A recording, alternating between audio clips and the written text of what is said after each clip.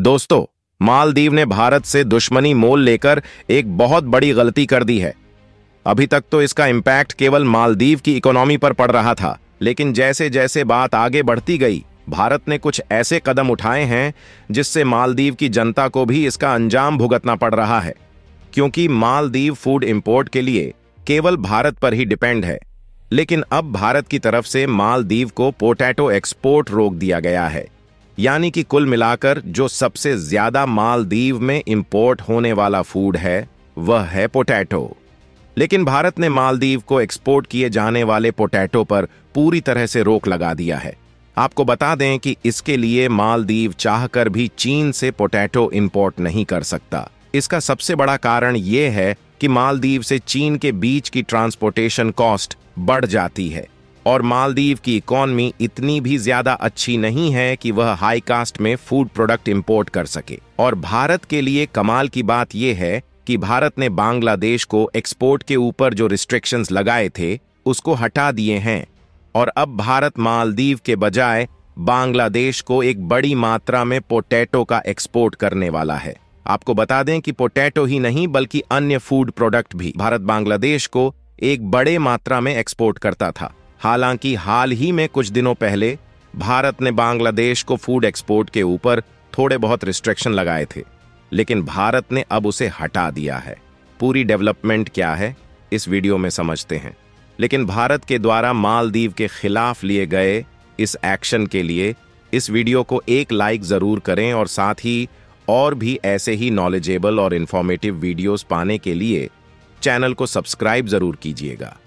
देखिए, बात कुछ ऐसी है कि जब से मालदीव के राष्ट्रपति चीन के राष्ट्रपति से मिलकर वापस लौटे हैं, तब से उनके तेवर बदले हुए हैं और मालदीव के राष्ट्रपति इस समय भारत के खिलाफ जहर उगलने के अलावा और कुछ भी नहीं कर रहे हैं। जबकि मालदीव को इस बात का अंदाजा लग चुका है कि भारत ने अब उसका साथ देना छोड़ दिया है और अब इसीलिए भारत ने कुछ प्रोजेक्ट को मालदीव में सेटअप करने की बजाय दूसरे देशों में शिफ्ट कर दिया है। लेकिन अभी तक जो भारत के द्वारा मालदीव को फूड एक्सपोर्ट है वह अभी तक चालू था, लेकिन भारत ने फाइनली अब जाकर इस चीज को रिस्ट्रिक्टर शुरू कर दिया है। वैसे देखा जाए तो मालदीव को होने वाले फूड एक्सपोर्ट पर पूरी तरह से प्रतिबंध नहीं लगाया गया है। अभी केवल पोटैटो एक्सपोर्ट के ऊपर ही रोक लगा दिया गया है और आगे चलकर इससे भी बड़े कदम उठाए जा सकते हैं। इसके अलावा भी भारत मालदीव में एक बहुत बड़े रिन्यूएबल एनर्जी प्रोजेक्ट को सेटअप करने वाला था, जो कि था फ्लोटिंग सोलर पार्क, जिसको भारत की एक कंपनी ताज एक्को का रिजॉर्ट्स सेटअप करने वाली थी। और अब भारत ने इस प्रोजेक्ट को मालदीव में सेटअप करने के बजाय यूएई, फ्रांस और लक्षद्वीप में सेटअप करने वाला है। क्योंकि अगर देखा जाए तो मालदीव को लक्षद्वीप से टक्कर देने के लिए लक्षद्वीप को भी एक बहुत ही अच्छा टूरिस्ट सेक्टर बनाना होगा और किसी भी टूरिस्ट सेक्टर को अच्छा बनाने के लिए बिजली का बहुत ही ज्यादा योगदान होता है। और इसीलिए भारत की कंपनी ताज एक्सकोरिया से आलू यानी कि पोटैटो एक्सपोर्ट को देखा जाए तो Bharat, Qatar, Dubai, Malaysia, Bangladesh और गुयाना समेत लगभग सभी मिडिल ईस्ट देशों में आलू एक्सपोर्ट करता है। वैसे तो आलू की रिक्वायरमेंट लगभग सभी देशों में है और भारत ने इस बार पिछली साल की अपेक्षा ज्यादा आलू को प्रोड्यूस किया है और इसी का फायदा हम ओपेक और ओपेक प्लस कंट्रीज में आलू को एक्सपोर्ट करके उठाने वाले हैं। क्योंकि ओपेक और ओपेक प्लस देशों में फूड प्रोडक्ट बहुत ही कम मात्रा में प्रोड्यूस होते हैं और इसी की वजह से ये सभी देश ज्यादा से ज्यादा फूड प्रोडक्ट भारत से इंपोर्ट करते हैं। और देखा जाए तो भारत ने लगभग सभी अरब देशों के साथ एफडीए यानी कि फ्री ट्रेड एग्रीमेंट भी साइन कर लिया है। केवल कुछ ही ऐसे देश हैं जिसके साथ भारत ने एफटीए नहीं किया है।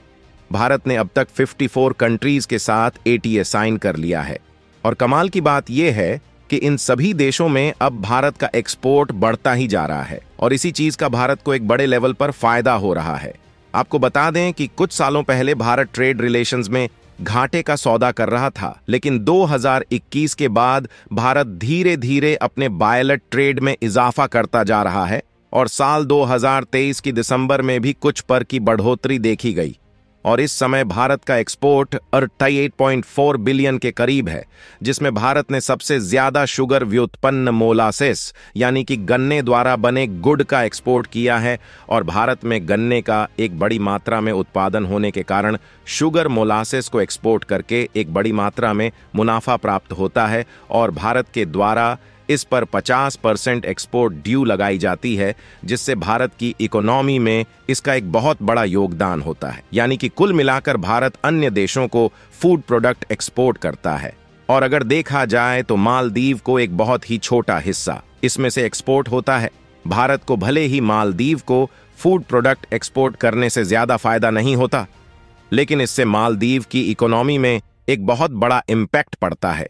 लेकिन मालदीव की हरकतें कंट्रोल ना होने के कारण भारत को मालदीव का एक्सपोर्ट बंद करना ही पड़ेगा। और मालदीव ने चीन के साथ हाथ मिलाकर कितनी बड़ी गलती की है, इसका अंजाम उसको आने वाले 2-4 सालों में पता चल जाएगा। जानकारों का मानना है कि साल 2050 तक लगभग 70% मालदीव पानी में डूब जाएगा और केवल 30% मालदीव के आइलैंड बचने वाले हैं, यानी कि उसकी वैल्यू और भी ज्यादा बढ़ने वाली है। और इसीलिए चीन ने मालदीव को शिकंजे में लेना शुरू कर दिया है, ताकि साल 2050 तक मालदीव को कर्जदार बनाकर उस पर कब्जा कर सके।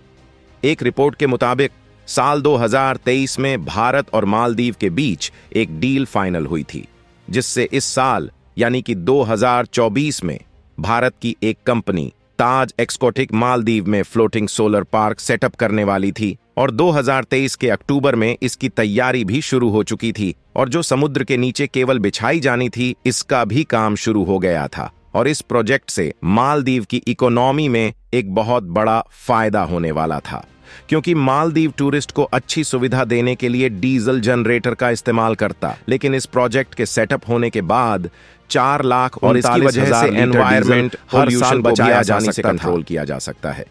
लेकिन मालदीव के नए नवेले राष्ट्रपति मोहम्मद मोजू ने चीन और तुर्की के साथ हाथ मिलाकर इस प्रोजेक्ट को अपने हाथ से गंवा दिया है और भारत ने इस प्रोजेक्ट को यूएई और फ्रांस जैसे देशों में शिफ्ट करने का फैसला ले लिया है।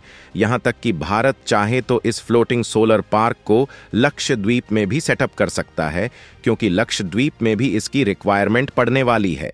देखिए, अब मालदीव की मिलिट्री को सिक्योरिटी के लिए ड्रोन की रिक्वायरमेंट पड़ गई है और इसके लिए मालदीव ने तुर्की से $37 मिलियन की डील को फाइनलाइज किया है।